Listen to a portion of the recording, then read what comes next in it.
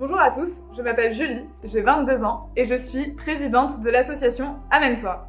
En 2016, j'ai reçu un appel fort alors que j'avais 18 ans à créer un rassemblement dans l'unité des chrétiens, en pleine campagne et de manière intergénérationnelle car nous avons tous à apprendre les uns des autres.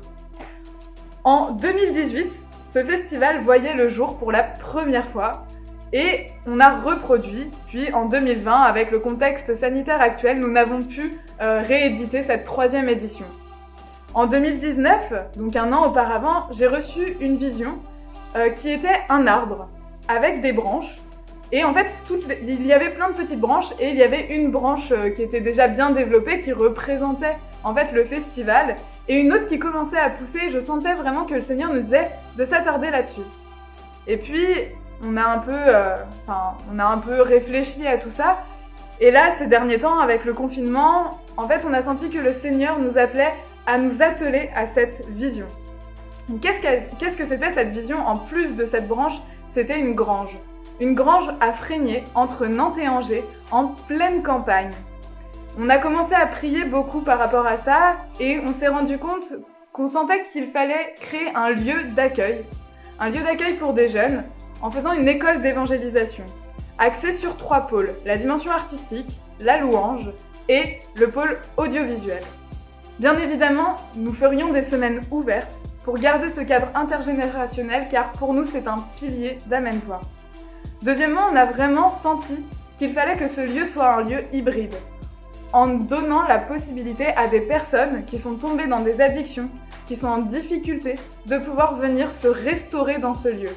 Ça nous permettrait aussi de faire des liens locaux avec des acteurs locaux, des agriculteurs notamment, pour que ces personnes qui sont dans les addictions puissent travailler la terre, puissent s'atteler à autre chose et avoir leur esprit concentré à autre chose.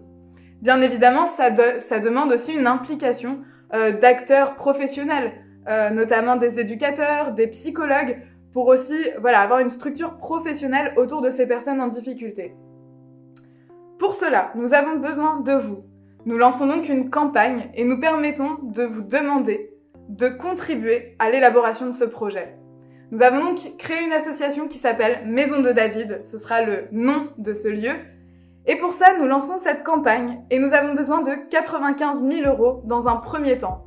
Pourquoi 95 000 €? Tout simplement car nous avons besoin de retaper la maison qui se trouve sur le lieu. En effet, ce lieu est composé d'une maison, d'une grange et d'une chapelle. Et en fait, ce petit lieu qui ressemble à une chapelle, on aimerait en faire une maison de prière. Dans un premier temps, la maison est notre point principal, puisque nous aimerions la retaper pour pouvoir héberger des bénévoles qui viendraient nous aider sur le chantier. Et puis, dans un second temps, nous lancerons une 2e campagne afin de construire et restaurer la grange et construire cette maison de prière. Nous avons donc besoin de 95 000 € dans ce temps et nous vous demandons votre aide. Chaque don compte. Il n'y a pas de petits dons, il n'y a pas de grands dons, chacun est important.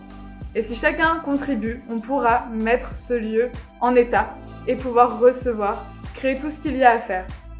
Nous comptons sur vous et nous vous demandons vraiment de prier et de voir avec Dieu. Voilà, Seigneur, qu'est-ce que je peux donner pour ce projet? Qu'est-ce que je peux faire? Quelle part j'ai à faire dans ce projet?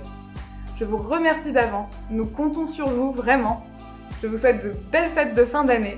À bientôt. Soyez bénis.